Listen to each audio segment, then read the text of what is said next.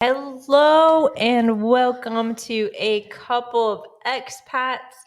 I am Gabriella and this is John, and we are a couple of expats originally from the US living in the Netherlands.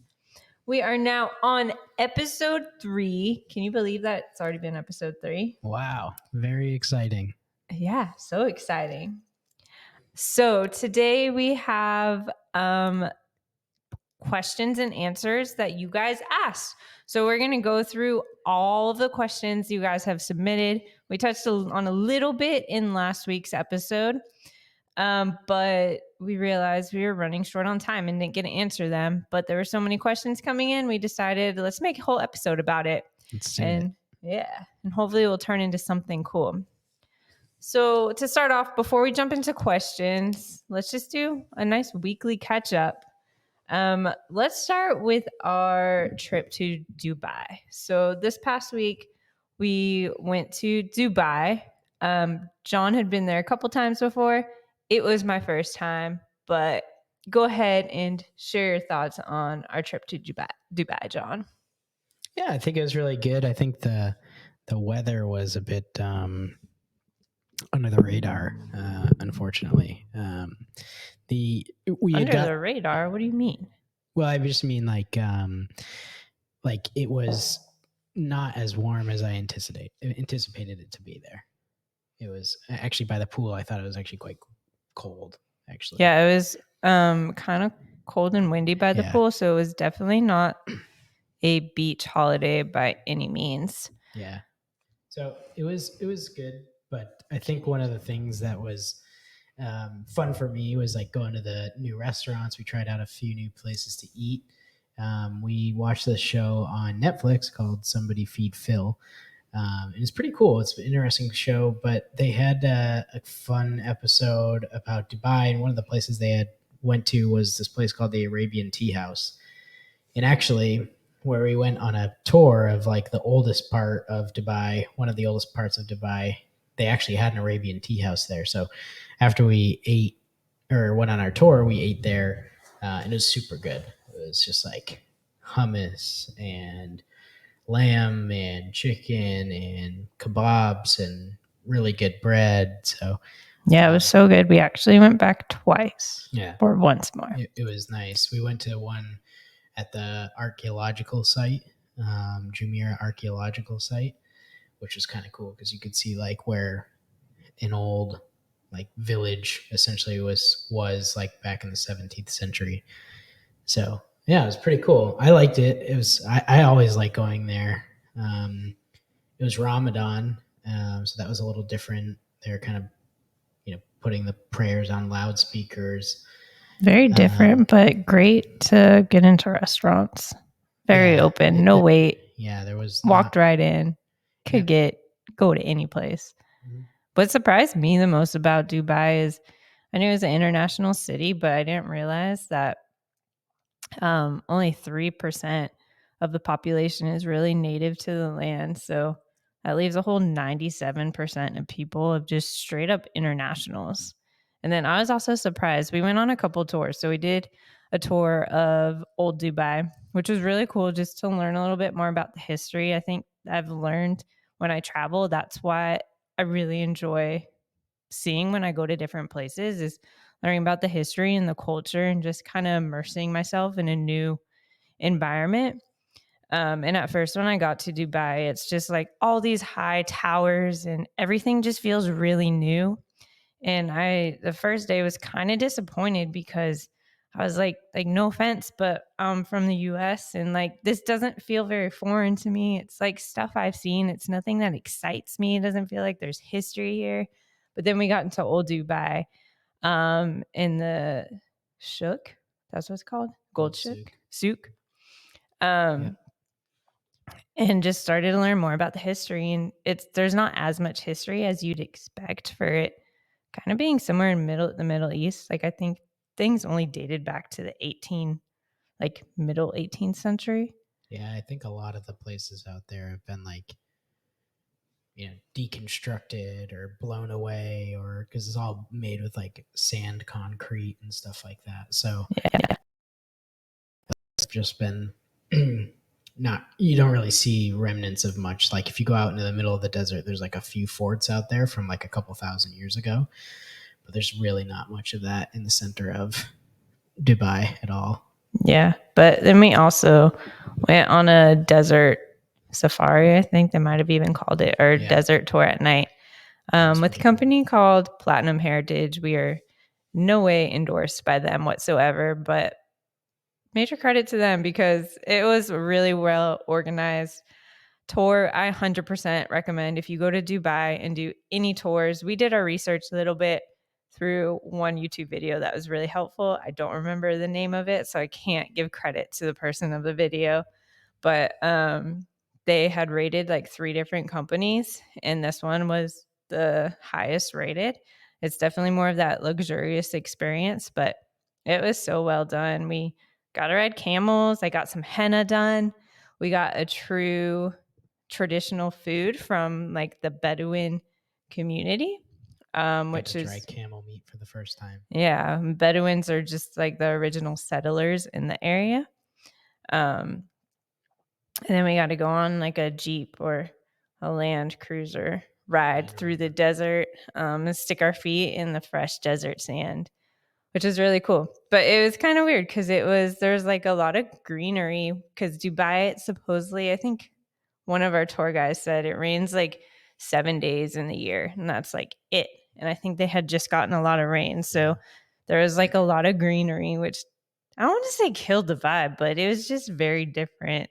Like I was not expecting that. I was expecting pure sand. And then you see like these little pops of grass, and I'm like, what? It's supposed to be the desert. But yeah, that was interesting to me. What was your favorite part of Dubai? I think for me it was probably the desert, like that thing. Well, that was pretty cool. I thought trying camel and camel milk was very interesting, and seeing all like the camel racing stuff. Oh yeah, we got to drive by. We actually didn't see camel racing, but similar to horse racing, they do the exact same thing with camels. So we drove by the racetrack where that happens, which is kind of crazy. I think if we were to go back, I would definitely make camel racing a priority. Yeah. But other than that, we also did like the main things. We went to the top of the Burj Khalifa, which is cool. It literally looks like the view of like an aerial view from an airplane up there. It's like that high. I think it's like 160 stories at the very top. We went to 145th floor, which is high for those of you who've never been that high. It's definitely up there. Yeah, for sure. And it's like they let you go out, like there's an outside area, so that like you're in like the open air, like that high. It's very, very intense. Like when you're trying to. It's cool though. I definitely like put myself on the ledge and try to take selfies, which wasn't allowed, but everybody is doing it, so I just followed the crowd. But yeah, Dubai was cool. I enjoyed it. For me, it was a cool place to do like once. I don't see myself actively trying to go there again unless it's like a layover. But I'm always grateful to see new parts of the world and try and like experience new places. So it was fun for me. A lot of it was very interesting because it was the first time since the war broke out in Ukraine that I had actually seen Ukrainian, or not Ukrainian, but Russian planes, which is super interesting. Yeah, because you really can't fly into Russia or the Ukraine, so well, obviously not the Ukraine, but yeah, that was definitely eye-opening. Yeah. All right, should we jump into the questions? Yes. All right, so we got a list of questions from you guys. We answered like 3, I think, on our last episode. So I left one in here just because it was a good one, and I just want to kind of reiterate it. So we'll go through, answer all of them, try to make it in a conversation. To be honest with you guys, when we came up with the podcast and we're just brainstorming ideas for episodes, a lot of the questions you asked are topics we already had in mind. So we'll probably do episodes specifically on like 1 or 2 questions that will go way in depth into the topic, but we will try to give it our all. So let's start with our first question, which we did answer in the last episode, but we based it all on food. So we're going to get a little bit more in touch with ourselves and try to branch out beyond food. It's clear we love food, but we just ate dinner. So, maybe food's a little less on our mind. We got full stomachs right now. All right. So first question, I'm going to throw it to you, John. You're going to give me an answer, and then I'll come back and give my answer. So we got a 2-part question. What do you miss most in the U.S.? And then what do you find unique to the Netherlands that you can't find in the U.S.? I think for me, the thing I miss the most in the U.S. is this is just kind of circumstantial, but a car and just getting on a highway. I think over here, you can definitely have a car, but it's really difficult to get around. Like if you're trying to get into the center of Amsterdam, there's literally like one artery that lets you in, and it's just like a huge traffic line on a Saturday to try to get you in. So I miss that, like cars and stuff like that. I think I just miss like the differences of like cities. Like I think you get a lot of that here, but like going from like Atlanta and trying their food out to like going to California and trying their food out, and then going to Boston and trying that food out. It's all American food, but it's different types of American food, and you can't just find good American food here. I was about to jump down your throat there because I was like, we like have Dutch food, and then you go over a little bit and then you get French food. And I was like, what? Those are 2 cool, totally different cuisines. But I get what you're saying. There is one place in Prague, and this lady, I think she was a chef in Florida, Louisiana, and Texas, I think. But she's from Czech Republic. It's called Big Smokers. You ever go to Prague, go to Big Smokers. This is probably some of the best brisket I've had in the world. And I used to eat a ton of it in Texas.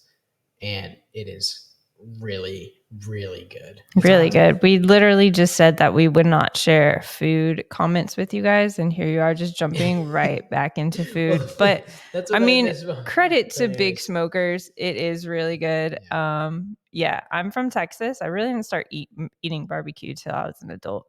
But yeah, so good. 100% would recommend going to Big Smokers. That's kind of like one of the things I miss the most is like one, being able to just get on a car and you can just drive for days. You can do that here. It's just not as easy. And then the food.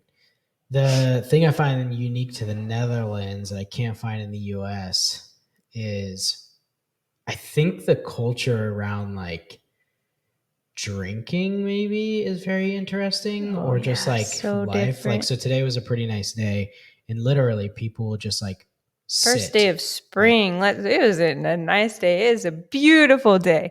Let's just back it up, because in the Netherlands in the winter, it is dark and rainy and cold. And today we got sunshine and like 75-degree Fahrenheit, 25-ish degrees Celsius weather. So first true day of spring is in the air. Yeah, sorry, go on. Thank you. So there's just like all the seats, they don't like on a patio in the US, they'll like face each other, right? On the front of a restaurant. But here in the front of a restaurant, all the seats just face the sidewalk, and people will just sit there casually drinking alcoholic beverages or whatever, and just people watching for like hours. And, you can just kind of get up and take your beer with you. And, I think about in Boston, right? They're always so strict about you not bringing a beer outside, or if you are, you can't bring it past a certain like line on the patio or whatever. Like that doesn't like happen here. Like, and actually, in fact, like a lot of bars encourage people to get their beer inside and then just chill outside. And they have like these little shelves under the windowsills outside where you can just like rest your beer. Yeah. And they just like don't have that in the US. So I think that's really interesting. And then I think the bike lanes and biking culture is just a lot different. Yeah, I think the biking culture, we're actually going to do an entire episode on this because we've been planning it for a while. but the bike culture is very unique to the Netherlands. I don't think you see any bike culture anywhere else in the world like you do in the Netherlands, which is really cool. I love getting on a bike. Yesterday, I remember I like left the house and it was like had just started downpouring, and like old me would have been like, "Oh, this is horrible." But now I'm like, "All right, I got places to be. Let's put on my raincoat and go." I think it's That's what super it funny is. because like people like in the US, I can just know like if it's raining, they're just like, just stay in and do whatever. But like here, they like don't do that. They'll just put on rain gear, get on their bike, and like go live like a normal, like do a Yeah, normal day. But yeah, absolutely. you definitely have to have like rain gear, like rain jacket, rain pants, Gore-Tex shoes, and like waterproof gloves, like Yeah, for sure. yes, that's pretty much mandatory. What about you? Yeah. So for me, last time I obviously talked about food. What I miss most in the US, and I think this is just being away from your family in general. I obviously miss my family, but one of the hardest parts I think about being an expat that a lot of people don't talk about is missing big events. So, like births of family members, weddings. Unfortunately, this has not happened, but even deaths, like the quick accessibility to get somewhere to visit your family in these huge moments. You really have to strategize what you go to and what you don't go to, and you kind of got to pick and choose who's a priority for you. It's definitely something that's just really challenging. And it's not very fun. I would say that's probably what I miss most in the US. Is just not being able to quickly get to see big moments for my friends and family. I've missed tons of weddings. And so many of my friends have had babies since I've moved over to the UK and Netherlands, and I'm yet to meet any of them. Um, so unfortunately, you decide to uproot your life, do something really cool, but you also miss out on a lot. And that's kind of the pros and cons of all of this. So I know that's not directly to something specific in the US, but I just think it's kind of important to address and is often really overlooked. But what I find unique to the Netherlands, I think you brought up really good points. I love the biking culture, and that's 100% unique to the Netherlands. Um, I was kind of going to go along just with the European culture. I think I talked about this in the last podcast too, um, about how the culture is just way more chill. There's a lot more work life balance to an extent. Um, and it's just really a nice quality of life overall. It seems like a lot more stress free in a certain sense. Um, I think part of that is just the society that they've grow up like have come accustomed yeah. to. Like there's high taxes here, but like if something happens with your life or you like lose your job, like you have a really good governmental like safety net. There's always jobs available here. Your taxes like are always going to nicer bike paths, cleaner streets, like better infrastructure on trains. Like there are decent paying jobs, and although you get like taxed a lot, like you don't have student loans because Mm-hmm. college is not like a thing. You don't have to have a car, so you can just get a bike. And then also like, yeah, like there's a lot of like, there's if you're overworked at work, you can just say this is too much, and you can walk away, step away, and you get paid a certain amount, and you know, so you don't have to worry about like in America, like you get overworked, you quit your job, you can't pay rent, you get evicted, you become homeless, you end up on the streets, and it's like a downward spiral. Like that very rarely would happen here. Yeah. And so I think that's what makes people very happy. Absolutely. You can even see the huge difference in homelessness. It pretty much doesn't exist in the Netherlands. Like every now and then you'll come across a random person who appears homeless. To be honest, they might not even be, but it's so rare and so on occasion. And it's just really kind of nice and wholesome to live in a city that's just kind of so well put together and so clean and taken care of. It definitely just makes a difference in every aspect of your life. Yeah. I think also things are super interesting. We actually saw this in Dubai too, but like I've seen this multiple times where like a car will take a turn but like go over a bike lane and like hit a biker. They'll like yell at each other, then they'll like shake hands, give each other a hug, and just be like, "I'm sorry," and then they go their own ways. Like if I was, I think you should tell them about the incident in the taxi in Dubai, because this is so eye opening, crazy. Go for it. We're going to the Mall of the Emirates, and our driver was driving fast, but it was very clear. Like so, also like because of the UAE is like progressing so much, like a lot more people now are getting their license and buying a car for the first time and like stuff like that.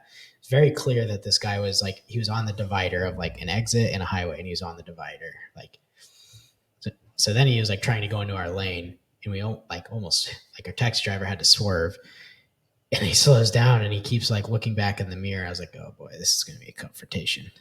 This isn't good. But then I heard the guy in the car come up behind us, and you can tell he was trying to put the vehicle in park while it was still rolling. And if anybody's ever done that before, you know that it just clicks the gears in the transmission and it goes, and so like, I knew right away something was either wrong with his car or something.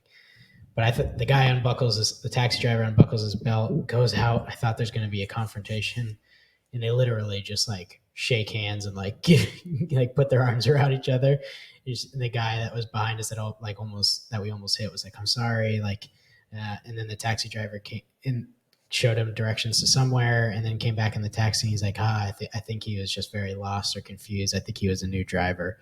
But something that was going to be very confrontational wasn't that at all. It was like the taxi driver was like actually trying to figure out if the guy needed help, rather than like to get like confrontational. But yeah, I guess that means there's hope in the world. Me sitting in the taxi, I was just like, why is this guy leaving the meter running? That's where my mindset was. And then I saw what actually happened, and I was like, I'm so happy you left the meter running. Like, let me give you a nice big tip, because that was so nice. And I honestly don't think I've ever seen that interaction with a near miss car accident in my life. All right, let's move on to the next question. This one, to be honest, I don't think I really have an answer to, but I'll do my best. John's been here a little bit longer, so maybe you can give more to it. So, do you want to go first, or you want me to go first? We got to read the question. Okay, go for it. Okay, question. A little bit of a statement and then question. Intro, outro music is banging. Good choice. Thank you so much. That's related to our podcast. We appreciate that. We're always up for compliments. So if you want to throw compliments in the question section, you guys go right ahead. We love that. So speaking of, what is the music scene like in the Netherlands, and do you listen to any Dutch music? You can go first. I don't really listen to any Dutch music, although sometimes when I'm like at the bar or a restaurant with like coworkers, they'll have like traditional Dutch music. And it's often, and they also do it in Germany too, in Austria. Like when you're in the Alps, a lot of the bars will have like traditional like polka style type music, which is kind of funny. Other than that, here in the Netherlands, like huge electronic music scene. Yeah. Like they have like massive festivals here. The summer is just like festivals, multiple festivals every weekend. Yeah, like huge festivals, like you wouldn't believe. And then in October and September, they have ADE, which is Amsterdam Dance Event. It's actually an electronic music event sponsored by the government. And it's just for like 5 days in a row, it's just shows at any hour of the day. So literally they'll have shows like 7 a.m., then that goes to 9, 10 to 12, 1 to 3, and then all the way down. Like some shows start at like 3 in the morning and end at 5 in the morning, and it just goes. But there's huge name artists that come here and play shows. It's like a massive it's a week long nonstop, all week, in venues all over the city. It's really cool, definitely, especially if you're into that music scene. I would say add to that just Dutch music. It's It's very Dutch. It might be part of the language, but it's got like the little like boom, boom, boom, boom to it, and then you like throw in a Dutch words, and it's kind of just I feel so bad saying it, but it's almost like a little comical. You're like, what? I wonder if there's It's anything I for can find for real. like a Dutch song. Yeah, we used to have techno Mondays in the gym I go to. I take class on Mondays, and one of the trainers he would do techno Mondays, and so I'm definitely getting used to the techno scene a little bit. And then I can also speak out at some of the road races I do. They do big group warm ups, and a lot of the warm up songs are Dutch songs. Like I think you remember we did the Dam to Dam, which is a road race here. And our first warm up there, we were just like, what? Everybody's like dancing and warming up, and John and I are just there taking videos, trying to figure out what the hell is going on. But could you find any music? Let's see. Y'all got to listen to this. It's just different. That's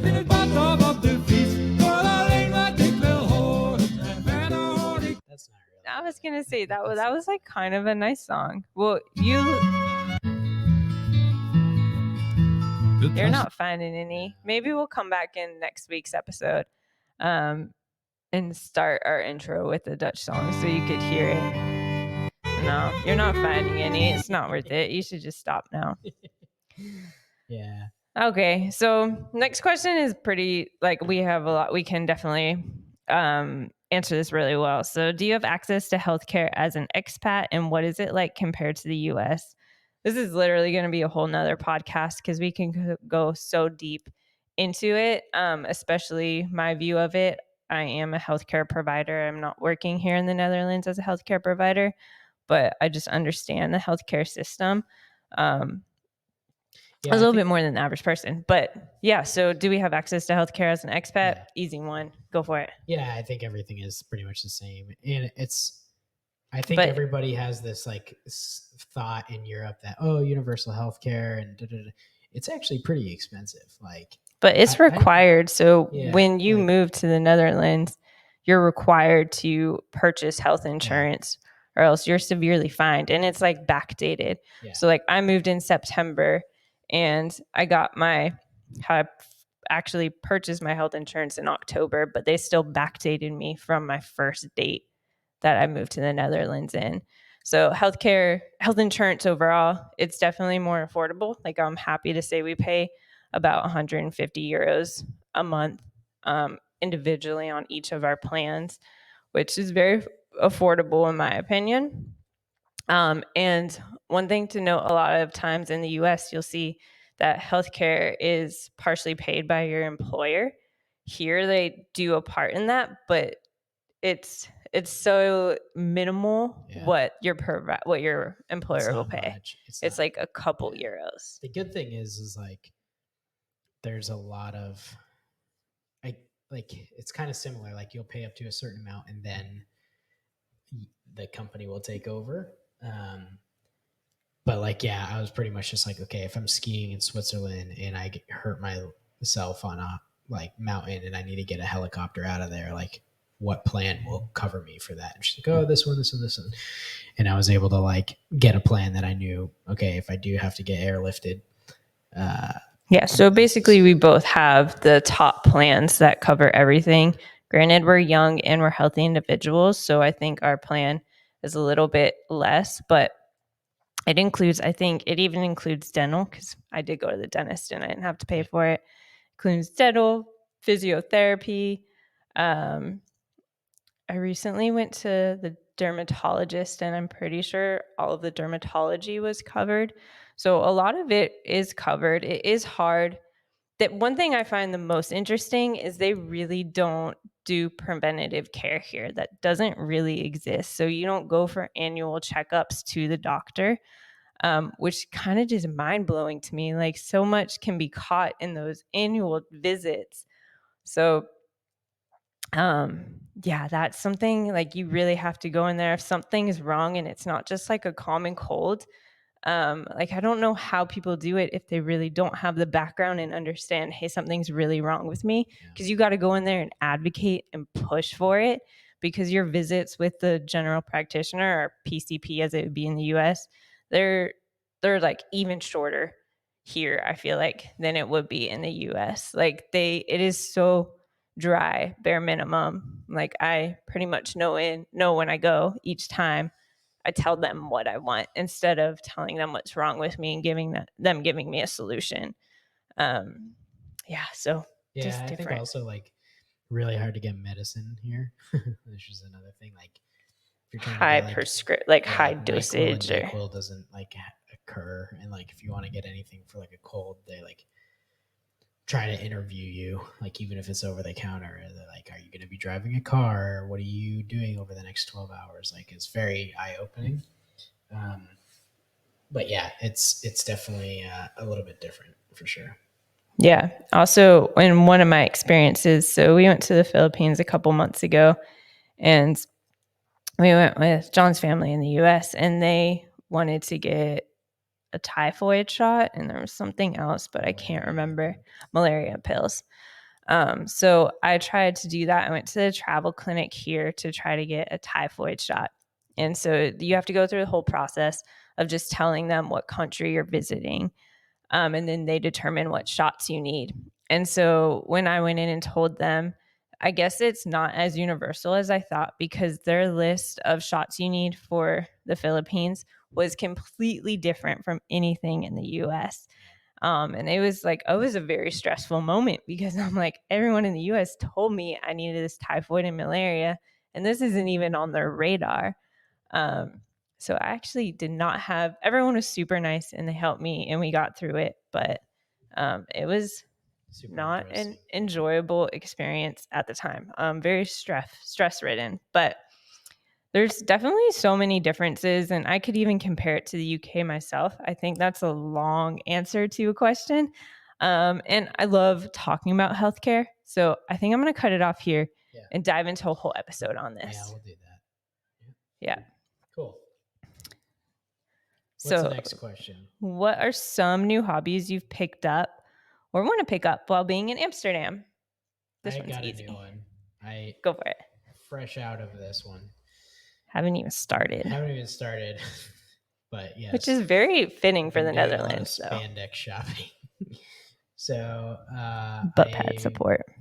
I'm getting into cycling. So I purchased a all carbon fiber cycling bike, Focus, the other day. Got bike fitted with like all sorts of lasers and tools, and there's this place called Ride Out Amsterdam, and the guy there, his name is John. He's the bike fitter, and he essentially took all these measurements everywhere and made me do certain things and all sorts of stuff. And then he essentially put it into a system, and it spit out a PDF report of the size of bike I would need, and like the tube lengths and all that stuff. So definitely looking forward to that, because there's paths here that biking paths here just go on forever. Like I can bike to Germany from Amsterdam, like if I wanted to. The paths, like a lot of the rivers have paths that go alongside them, so you can just follow the river, like the Danube, like all the way to wherever, right?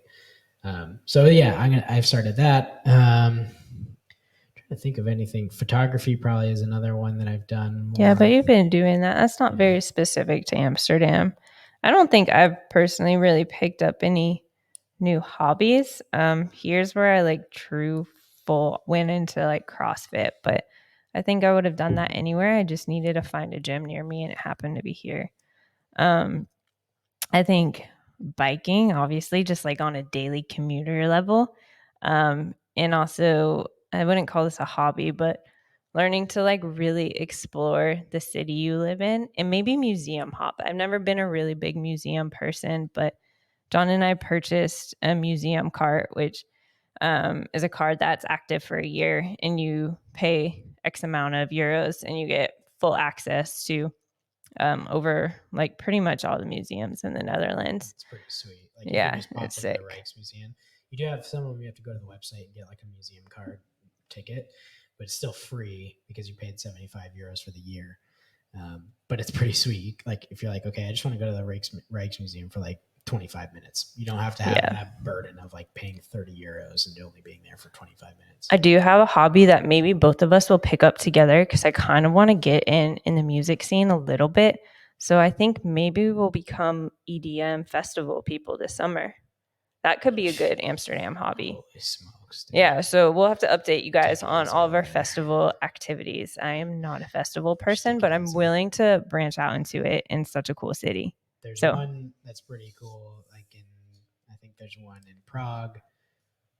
There's one. I'm not talking globally. I'm going to just stay local. Maybe branch out in the Netherlands, but I think it's called like Magic Forest or something in Eindhoven. And there's like a legit music festival like in the forest. It's pretty impressive. Yeah. Let's jump into the next question. So this one, we'll just keep it short, simple, like one word answer. Is there anywhere else in Europe you would like to try living in? It's a good question.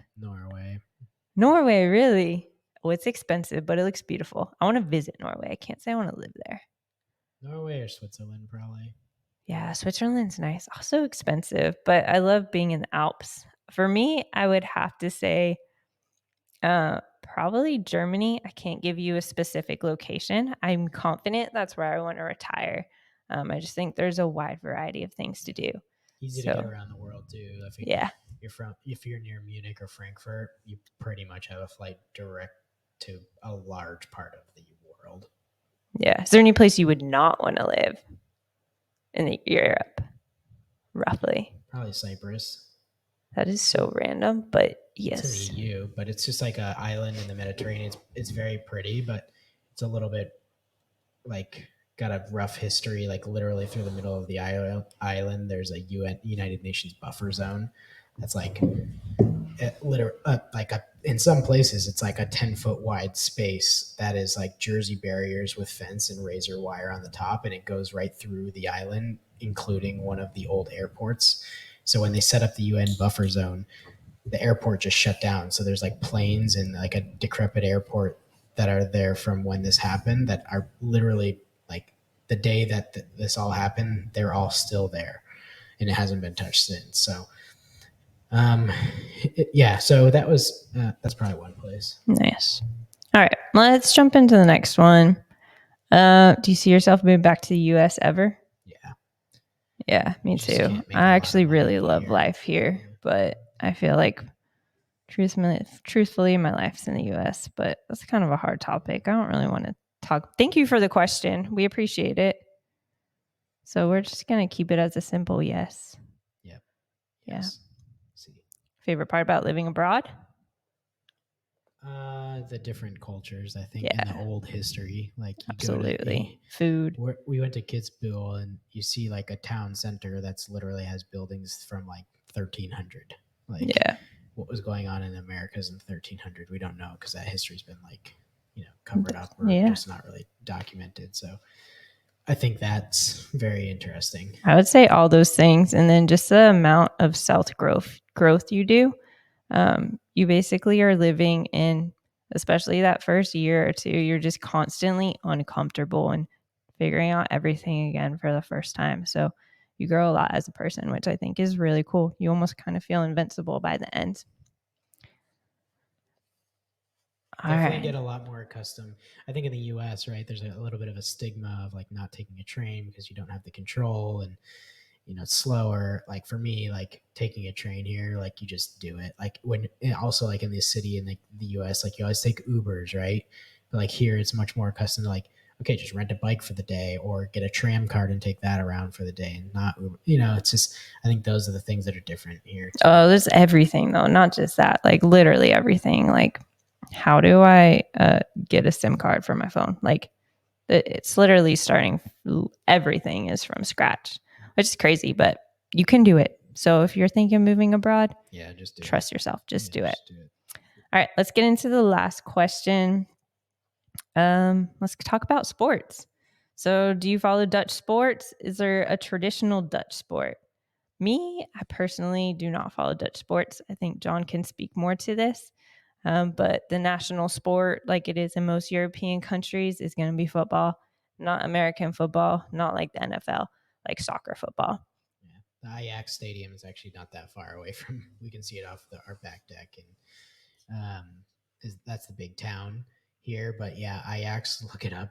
If you look up like Ajax versus Feyenoord or Rotterdam, and like on YouTube, like it turns into all out brawls. They've had to suspend games and like get horse cops in there to like control the crowds. It's pretty intense. Yeah, we've always talked about going to Ajax game. We definitely need to do it, but the Eredivisie is like getting pretty big, and Ajax just got a guy from. He used to play on Liverpool, so it's a pretty big. It's pretty some pretty big name people on it now. Yeah, I would almost argue F1 due thanks to the Dutch driver. 2021 was the first time since I think 1983 that they had Formula One in the Netherlands, and so they've really like fixed up the track over in Zandvoort. And Max Verstappen's really brought it back. But it's so funny because like you see like the Bahrain GP, Qatar GP, Azerbaijan. It's all just like very business yachts. Like just watch it. You go to the Dutch F1 and it's a party, and it's not just like any party. Like they actually make it affordable so that like families can bring their kids and stuff like that. Whereas like you go to the Bahrain GP and it's like sheiks and businessmen and all those guys making deals. Like it's literally a party like all weekend long. They cut off the entire town from vehicles. So unless it's like team vehicles, so you have to either take a bike in or walk or take a train. But that's getting huge. Max Verstappen really brought it back. Yeah, this has nothing to do with F1, but with the Olympics coming up this summer in Paris, I guess you guys could be on the lookout to see where the people from the Netherlands excel. So maybe that will help directly give you an answer to answer this question a bit more beyond football. But yeah, we're really excited for the Olympics. That will be fun. I really want to go, but Yeah, for sure. I'm not making the journey to Paris as of now. But maybe we'll do it. We'll see. Maybe last minute. I really want to. I'd love to. All right, so that's the end of our questions. We want to thank you guys so much for asking all the questions, and we're always here to answer any more you have. So please send them our way. We'll answer them to the best of our ability. If you didn't like our answer or want to hear more from us, let us know, and we'll do it again in the next episode. So let's move on to the snack of the week. Guest starring snack of the week. Yes, so we got a very special. Should we do a little drum roll? Yes. From snack of the week from Dubai. So, as you guys may know or you may not know, dates are very local to. I think they got it. John's just showing them the whole packaging. Very sorry about that. I think that's okay. Why don't we just explain it, because the majority of our listeners don't even watch this video. So dates are very local to Dubai, as well as camels. The fruit. Dates, yes, the fruit. And with Ramadan having occurred in Dubai while we were there, it is something which we actually learned a lot about. It's very interesting to learn about another culture and religion. So to break their fast during Ramadan, they first break it with a date, and I believe there is another food. I can't recall what it is. But yeah, it's primarily a date because I think it's just easy on the stomach. So if you haven't eaten for a while, it's really easy and digestible. So we have a date with an almond or pistachio. It's mixed inside and then covered in chocolate with camel's milk. So we've had camel milk before. We haven't had chocolate camel milk. So let's give it a go. You ready? Yeah, so sorry for the crinkling. So it's like a multi-layered thing. So first is the chocolate, then is the date, and then inside the date is a pistachio. Damn, this thing's hard to open. All right. This one has pistachio and almonds. No, it's one or the other. Ready? No, look it. Okay, go on. Let's go. It's really Cheers. Good. I like it. You're not supposed to have eaten it yet. I already ate it. Okay. Yeah, I'm going to be real. I'm not a fan of this chocolate-covered camel milk. No.